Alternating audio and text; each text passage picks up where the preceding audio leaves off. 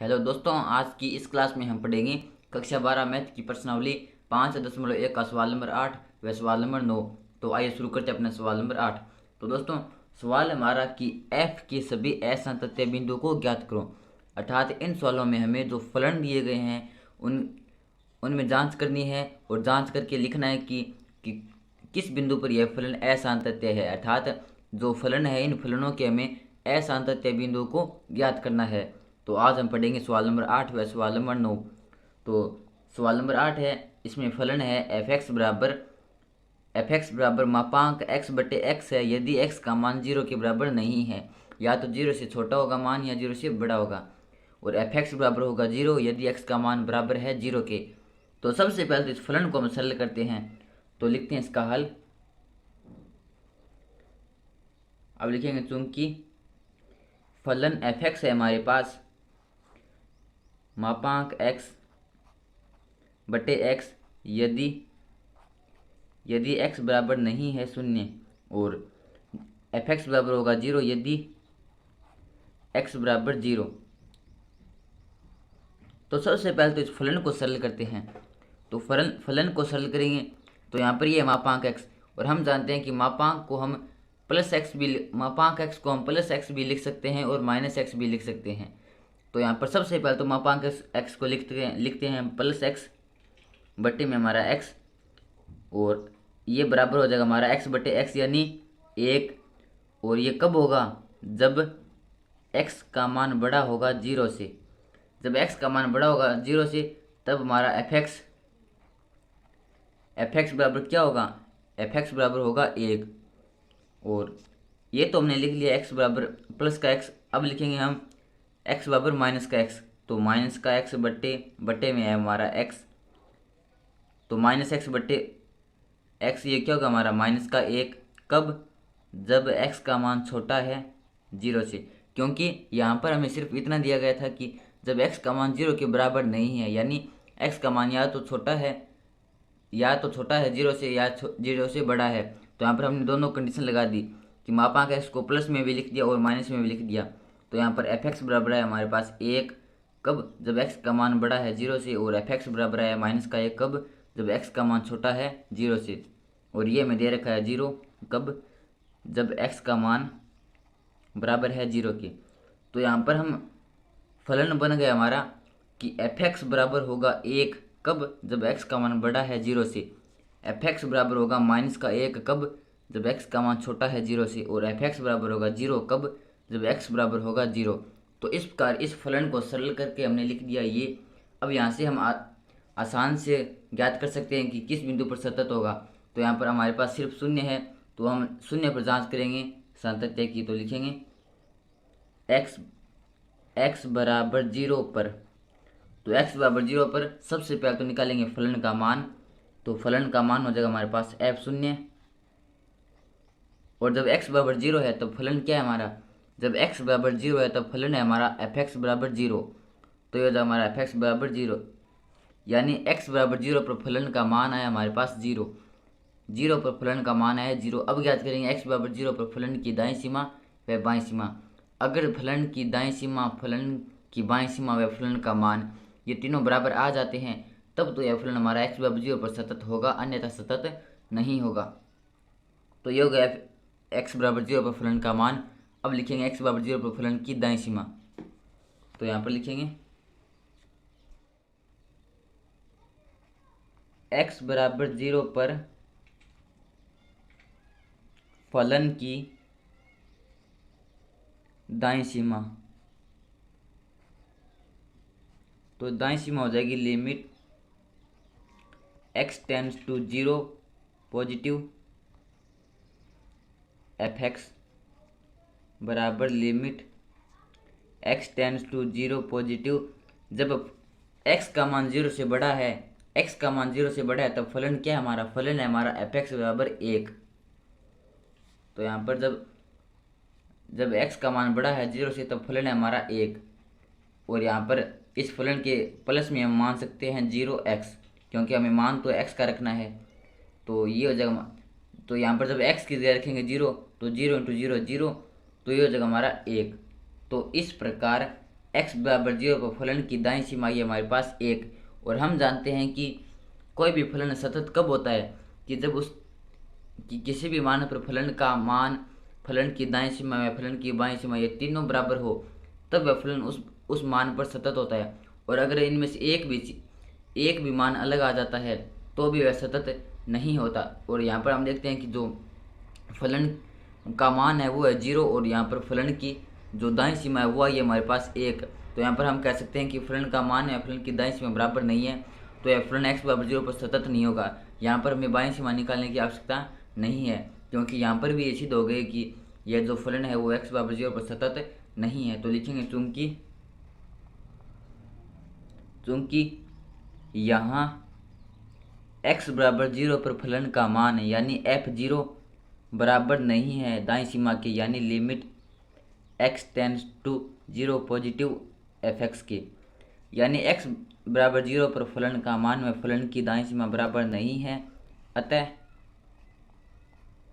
अतः यह फलन x बराबर 0 पर संतत नहीं है। और यहाँ पर हमें प्रश्न में पूछा गया था कि f के सभी असांतत्य बिंदु को ज्ञात करो, अर्थात उन बिंदु को ज्ञात करना है जिस पर फलन सतत नहीं है। तो यहाँ पर 0 पर फलन सतत नहीं है, तो यहाँ पर 0 क्या है, 0 यहाँ पर इस फलन के लिए है असांतत्य बिंदु। तो ये था प्रश्नावली 5.1 का सवाल नंबर 8। अब आता है हमारा सवाल नंबर 9। तो 9 नंबर सवाल है, तो 9 नंबर सवाल भी 8 नंबर सवाल के जैसा ही है। तो इसमें फलन है हमारा fx बराबर x बट्टे मापांक x, यदि x का मान छोटा है 0 से, और fx बराबर होगा -1 यदि x का मान बड़ा होगा या बराबर होगा 0 के। तो यहाँ पर fx बराबर होगा x बटे मापांक x यदि x का मान 0 से छोटा है, और fx बराबर होगा -1 यदि x का मान 0 से बड़ा या 0 के बराबर है। तो यहाँ पर 8वें सवाल की तरह सबसे पहले इस फलन को करेंगे सरल। तो लिखते हैं इसका हल। तो इस बार हम फलन नहीं लिखेंगे, सीधा हल लिखेंगे। तो लिखेंगे चूंकि fx बराबर अब यहाँ पर हमें दे रखा है x बटे मापांक x, कब, जब x का मान 0 से छोटा है। तो यहाँ पर हमने 8 नंबर सवाल में देखा था कि जब इसको सरल किया था तो यहाँ पर लिखा गया था कि x बराबर नहीं है 0, यानी x का मान 0 से या तो छोटा है या 0 से बड़ा है। तब हमने दोनों कंडीशन ली थी कि x बराबर माइनस का x भी रखा था और प्लस का x भी रखा था। लेकिन यहाँ पर हमें दिया जा चुका है कि x का मान 0 से छोटा है, तो यहाँ पर मापांक x की जगह हम केवल माइनस का x रखेंगे। तो यहाँ पर इसको सरल करेंगे तो x बटे मापांक x की जगह रख देंगे माइनस का x। तो ये हो जाएगा हमारा यदि x का मान छोटा है 0 से, और -1 है यदि x का मान बड़ा है या बराबर है 0 के। तो यहाँ पर सरल करने पर fx हो गया हमारे पास -1 कब, जब x का मान छोटा है 0 से, और -1 कब, जब x का मान 0 से बड़ा है या बराबर है। यानी x का मान चाहे 0 से छोटा है या 0 से बड़ा है या 0 के बराबर है, तीनों स्थितियों में fx बराबर होगा हमारा -1। तो इस प्रकार इस फलन को सरल करके हमने लिख दिया fx बराबर होगा -1 कब, जब x का मान 0 से छोटा है, और fx बराबर होगा -1 कब, जब x का मान 0 से बड़ा है या 0 से बराबर है। यानी x का मान 0 के बराबर, 0 से छोटा या 0 से बड़ा है। तो इन तीनों ही कंडीशन में हमारा fx बराबर होगा -1। अब जांच करते हैं x, यहाँ पर x बराबर 0 पर फलन की मान, फलन की दाईं सीमा, फलन की बाईं सीमा अगर तीनों बराबर आ जाती है तब तो फलन x बराबर 0 पर सतत है, अन्यथा सतत नहीं है। तो लिखेंगे x बराबर 0 पर, तो सबसे पहले तो निकालेंगे x बराबर 0 पर फलन का मान। तो x बराबर 0 पर फलन का मान यानी f0। तो यहाँ पर हमारे फलन में है कि fx बराबर होगा -1 सभी कंडीशन में, जब x का मान 0 से छोटा हो, बड़ा हो या बराबर हो। तो यहाँ पर f0 हो जाएगा हमारे पास -1, यानी 0 पर फलन का मान है हमारे पास -1। अब ज्ञात करेंगे दाईं सीमा व बाईं सीमा। तो लिखेंगे तथा x बराबर 0 पर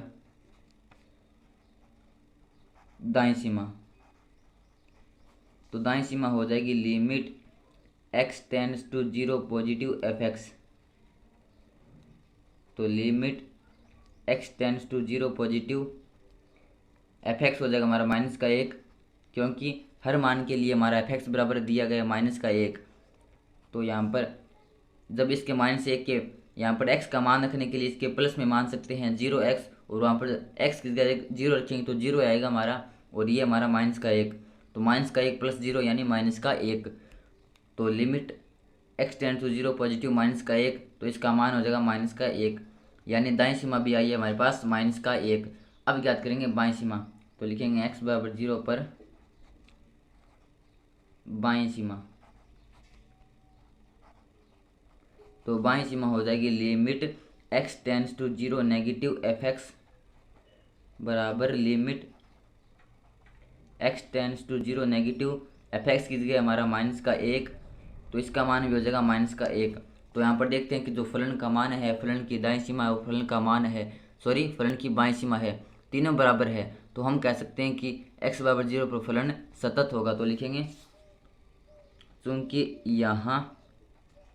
यहाँ x बराबर 0 पर फलन का मान यानी f0 बराबर है फलन की दाईं सीमा के, यानी limit x tends to 0 positive fx के, और ये बराबर है limit x tends to 0 negative fx के, यानी x बराबर 0 पर फलन का मान, फलन की दाईं सीमा, फलन की बाईं सीमा तीनों बराबर है। अतः दिया गया फलन x बराबर 0 पर संतत होगा। तो इस प्रकार ये था हमारा प्रश्नावली 5.1 का सवाल नंबर 8 व सवाल नंबर 9। तो दोस्तों वीडियो कैसा लगा प्लीज़ कमेंट कर जरूर बताना, और अगर वीडियो अच्छा लगा तो प्लीज़ वीडियो को लाइक करना और चैनल को सब्सक्राइब करना। धन्यवाद।